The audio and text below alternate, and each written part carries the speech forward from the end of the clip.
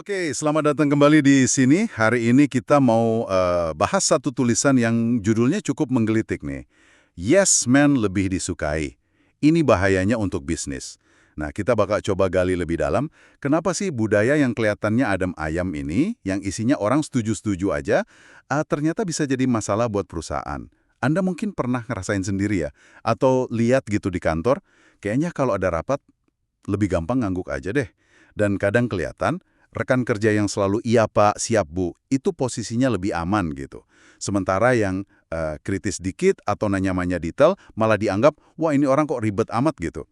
Tulisan ini langsung nunjuk ke fenomena itu. Yuk kita coba bedah bareng-bareng. Jadi sumber yang kita bahas ini ngelihat ada pola umum gitu ya di banyak organisasi, terutama mungkin yang katakanlah lebih tradisional atau hierarkis banget. Ada semacam kecenderungan gitu. Pemimpin tuh ngerasa lebih serak, lebih nyaman sama tim yang ya nurut aja. Yang kalau dikasih arahan jawabnya oke, laksanakan. Nggak banyak tanya. Betul, betul. Dan kenyamanan ini sering banget disalahartikan. Dianggapnya tim solid, loyal, sejalan semua. Padahal ya, di baliknya itu mungkin ada karyawan yang punya ide bagus banget atau ngelihat ada potensi masalah nih. Tapi cara nyampeinnya mungkin agak, ya, kritis. Nah, orang-orang ini malah sering dianggap, troublemaker. Atau bahkan dicap nggak loyal. Jadi pertanyaan penting dari tulisan ini, apakah rasa nyaman sesaat kayak gini tuh sepadan sama resiko jangka panjangnya nanti? Gimana menurut Anda? Nah, ini dia nih. Ini bagian yang menurut saya penting banget.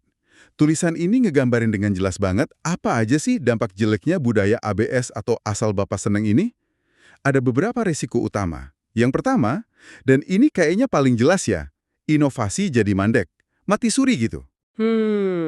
Masuk akal. Ya kan? Gimana ide baru mau tumbuh kalau nggak ada yang berani ngetes?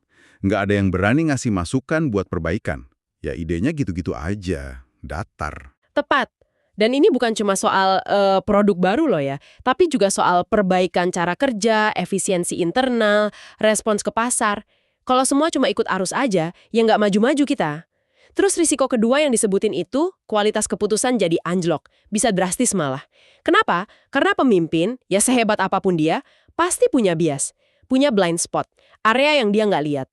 Kalau nggak ada yang ngasih perspektif beda, nggak ada yang berani bilang, Pak, mungkin ada cara lain, ya dia bisa kejebak di ruang gemanya sendiri. Bikin keputusan yang kurang pas karena infonya nggak lengkap. Itu poin krusial banget sih. Dan ada lagi yang ketiga nih. Ini mungkin lebih ngena ke level tim ya. Moral sama keterlibatan karyawan itu bisa merosot tajam. Iya. Suara kita nggak pernah didengerin. Ide kita dianggap angin lalu. Atau malah kena gara-gara kebanyakan nanya. Lama-lama kan males juga ya. Akhirnya pilihannya ya cuma dua.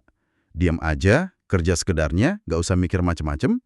Atau ya cari tempat lain aja deh yang lebih menghargai kontribusi kita. Dan kalau semua itu numpuk, nah ini bisa jadi apa yang disebut di tulisan ini sebagai kultur kerja yang toksik. Kelihatannya sih dari luar oke-oke aja, harmonis. Tapi di dalamnya isinya basa-basi doang. Politik kantor, nggak ada tuh yang namanya jujur-jujuran. Kolaborasi yang beneran, susah banget tumbuhnya. Sumber ini bahkan ngasih contoh klasik ya, kayak kasusnya Nokia atau Kodak dulu. Yang disebut-sebut salah satu faktor kejatuhannya itu karena mereka ngabaikan alarm dari dalam. Suara-suara internal yang udah ngasih peringatan soal perubahan pasar, tapi mungkin waktu itu dianggap ganggu atau pesimis. Wah, itu contoh yang kuat banget ya. Mahal banget ternyata harga dari kebisuan bareng-bareng itu. Tapi, kalau gitu solusinya gimana?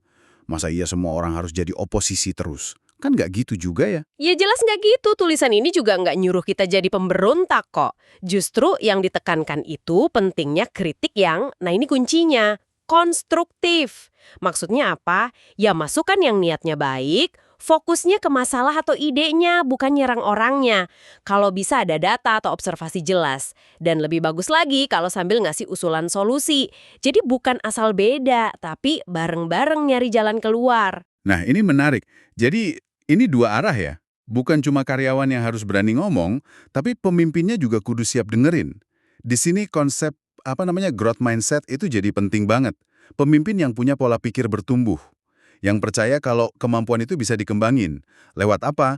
Ya lewat usaha, belajar, dan terutama lewat masukan. Betul. Pemimpin kayak gini ngelihat kritik bukan sebagai serangan pribadi, tapi sebagai info berharga, data gratis buat perbaikan. Dan tugas dia juga buat nyiptain suasana yang aman, psychological safety gitu ya istilahnya. Orang jadi nyaman ngasih pendapat tanpa takut diledekin atau dihukum. Kalau kita ngasih kritik yang konstruktif, itu bukan berarti kita nggak sopan atau mau ngelawan loh. Justru sebaliknya, itu bisa jadi bentuk loyalitas yang paling tinggi. Tandanya kita peduli banget sama nasib perusahaan ini ke depan. Menyampaikan pil pahit yang penting, tapi dengan cara yang benar, itu kontribusi yang luar biasa nilainya. Oke, jadi kalau kita simpulkan nih, buat Anda yang lagi dengerin, pesan utama dari tulisan ini kayaknya cukup jelas ya. Mungkin memang ada rasa nyaman sesaat gitu ya punya tim yang iya-iya aja. Tapi kekuatan sejati, daya tahan buat jangka panjang, itu datangnya dari tim yang berani ngomong jujur. Yang berani dialog terbuka, walaupun kadang nggak nyaman. Kalau Anda posisinya mimpin, ya tantangannya gimana caranya bangun wadah buat perbedaan pendapat yang sehat itu. Kalau Anda anggota tim, tantangannya ya belajar gimana caranya ngasih masukan kritis, tapi tetap cerdas dan bawa solusi. Dan mungkin ya sebagai penutup nih, ada satu pertanyaan buat direnungkan sendiri nanti. Coba deh perhatiin lingkungan kerja Anda sekarang. Sejauh mana sih tempat Anda kerja itu benar-benar ngasih ruang buat dialog yang terbuka, buat kritik yang membangun, dan gimana budaya itu atau malah ketidakadaan budaya itu secara sadar atau enggak lagi ngebentuk arah organisasi Anda ke depan. Coba dipikirin.